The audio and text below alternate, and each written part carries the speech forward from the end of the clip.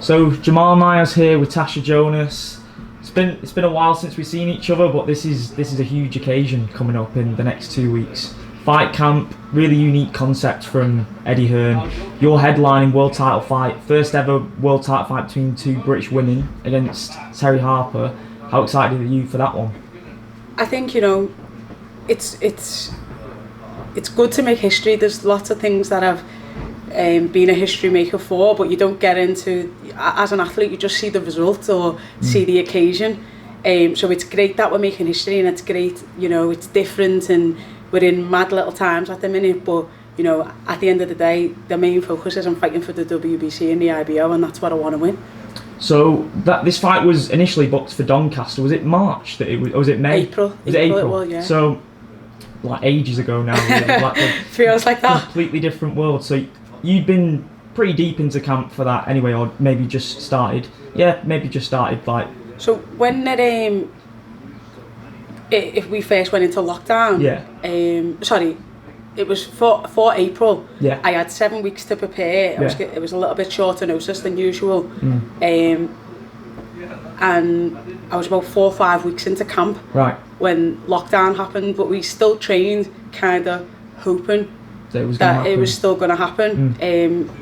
But then obviously the whole country locked down then, and you know, the government made it official that you should stay at home. The gyms were shut, and the British Boxing Board of Control then shut the gyms. So then it was like, oh, what happens now? And the longer it dragged on, I was thinking, is the fight ever even going to happen? So I was really frustrated. I was a little bit down. Then we've got, you know, lockdown, the kids aren't in school, and the whole like world and life just changed. Yeah. So in May, I think it was, that's when things, you know, you start to get teasers that the sport will be coming back. UFC had come back early May, so I think that's kind of like set the precedent from what Eddie Hearn has said. He kind of like followed that as a roadmap. But you guys had that virtual press conference, which must have been really strange for yourself, because he was definitely stirring the pot during that virtual press conference. Oh yeah, he's going to, isn't he? You know, he's a promoter, that's what he does. You know, he wants fans' interest, he wants to keep, you know, people interested in the bout, and yeah, it is what it is, and it's mad now to think that, you know, Zoom interviews become the norm. Yeah, 100%. I don't think I've done, this is one of two face-to-face ones I've done. Yeah. So yeah, Zoom, I think I must have done about 15. I don't know how many messages I've sent out to, you know, mental health charities and children's charities about, you know, lockdown itself. It's a mad, crazy little time. It is. So like during that virtual press conference, the main things that you guys were saying, you couldn't see how each other was better than each other in any department, and Terri kind of like challenged you in some of those circumstances. What do you make of her as a person? Do you think that she's obviously younger in the game massively? You've had a lot more experience. Less of that. No. I mean, actually, in terms of, obviously I don't mean in terms of that, I mean in terms of her experience, right? So is that something that you're trying to wrap your head around, or is it just like you're expecting that of your opponents, you're expecting them to believe in themselves, but at the same time are you thinking that she may be underestimating you and undermining you as well? Listen, she's the world champ. Yeah. She's got what I want, and I'm the one that's got to beat her. Regardless of what she says, all I can say is, we'll see on the night. Do you know what I mean? You can talk whatever you want. I've talked a good few ones a few times, and you know, I've got to walk the walk on the big occasions. She's proved herself at times when I haven't, and I've got to put that right. So yeah, I expect her to be confident and be the best that she can be, because I'll be bringing the best that I can be, and I'll be ready for every single version that she's got. So I want her to be the best, because at the end of the day, and at the end of the fight when I've won, then I want to know that I've beaten her at her best, and not because she doubted me because, you know, she thought my fitness wasn't right, or because she thought I was old, or, you know, I hadn't proved myself, or I hadn't adapted to the programme and all these things that she's saying. I want to know that she's prepared herself for the best version of me, like I have. and then we'll see at the end. So one of the lines in the promo that she mentioned, which is quite strong, is idols to rivals. That's what she's referred this fight to in terms of... Yeah, I think that was a Matchroom slogan. Was it? Yeah, so she just kind of like repeated She that. just repeated it, yeah. And Do you think she believes it though? Kind of, yeah. Yeah. You know, we are rivals. This is just the game of boxing. You know, whatever happens before or after, you know, that's it. But them minutes when we're in the ring, them 20 minutes when we're in there, this is business. This is boxing. This is what, you know, we've both trained all these weeks to do. So, yeah, I expect the best version. I expect that she believes she can win, and I want that. So, obviously, sparring for this circumstance is obviously very helpful because it's very quiet in here. Obviously, when Joe decides to turn the music off, you're getting that same sort of atmosphere that you would on that fight camp card. So, is that something that you've processed quite a lot? Because you've been in some like massive arena shows, obviously fought at the Olympics, you fought in big crowds, and this is relatively new for everybody. Yeah, you know, don't get me wrong. You know, I've come from an amateur background where, you know, we go to tournaments in the middle of nowhere in whatever country, and the only people that are there are the participants. So, you know, I've boxed in front of 10, I've boxed in front of 10,000. It doesn't matter. Yeah, it's just it's one of them things. I think you will always have to adjust. I've seen some of the UFC fighters saying they could hear the commentary team, they could hear the other person. They actually speak to him during the fight. Exactly, you know? and they could hear him, and I seen one of them was saying to their opponent, you need to do what they're saying. Yeah. Like, kind of goading them to do it because you can hear everything, and I think that will be bizarre, but to be honest, me personally, the only voice I can pick up on is Joe's, and normally my mum's as well, starting stupid stuff, but like, you're totally in the zone. I don't really hear much anyway. That is crazy that, like, during those big arena situations that you can pick out certain voices, because I've spoken to a few UFC fighters during these circumstances, and they've never had problems about hearing those voices that they need to hear in those big crowd climates. So it's not going to be a massive difference in this as well, because you're going to hear those voices anyway. But yeah, the relationship between you and Joe, like, been a massive journey, hasn't it? How was his coaching sort of preparation during lockdown when you guys couldn't meet face to face? Like, was he on your case all the time, making sure that you was like mentally in the right frame of mind, keeping yourself occupied? What was that like? Me and Joe have got a great relationship anyway. We have done even before I came here. Yeah. But yeah, you know, we spoke a lot on the phone. We was involved in some Zoom with his academy, some Zoom sessions with his academy, looking back on all fights, the Katie Taylor one, the Queen Underwood one, and me pro debut. So it was good to go through them, and, you know, see the change from amateur to pro, and, you know, see the old fights, because that was the first time, believe it or not, I'd ever watched the Katie Taylor fight in full. Yeah, so it was good to watch back at that. And Joe's now looking at that from a pro perspective, thinking, ooh, if only I'd had a few more rounds. So it was funny that we were looking back.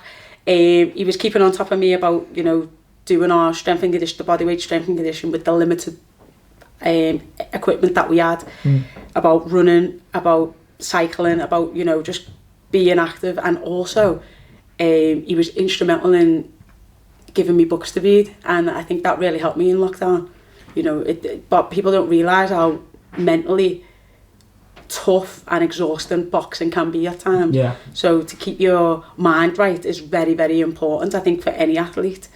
And yeah, so we and then when we come back, we was giving each other series as like the Last Dance, the Michael Jordan documentary, and we were like, helps during did you watch that? Did you see this episode? Did you see that? And we were like, I get it now, and, you know, it was good to come back. So then when we did come back on June the 1st, I think it was, we were both in the mind frame of, right, we've got a date, we know when it is, this is what a clean it is, we're going to be relentless, and we're going to go through this camp like this, and I think that's helped us both.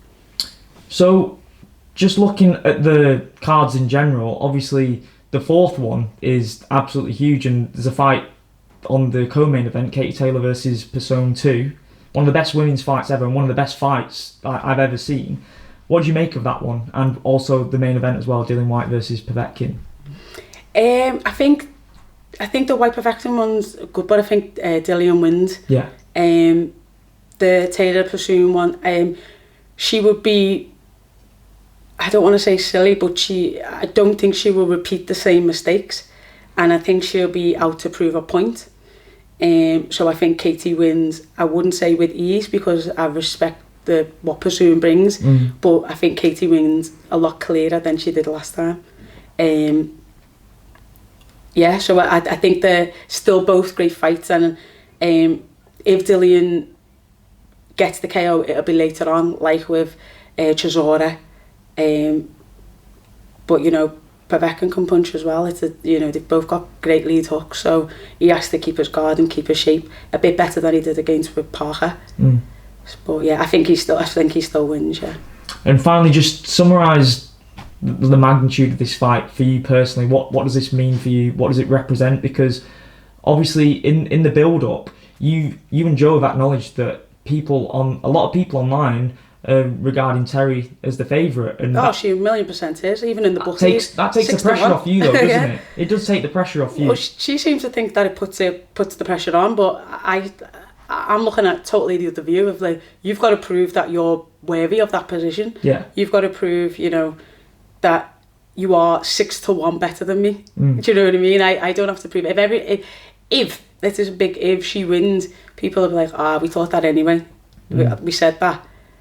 So there's more for you to win. If she loses, or when she loses, it's going to be, you've been beat by a 36-year-old that everyone said was, this, and you were 6-1 up, and what response is she going to have then? Does that frustrate you though when you say that? No, it makes me giggle. It makes me quietly confident. Getting the credit do you think you'll get the credit you deserve if you win? I hope I do. Yeah. But people are, quick to say, when someone they loses, they had a bad day, or this was.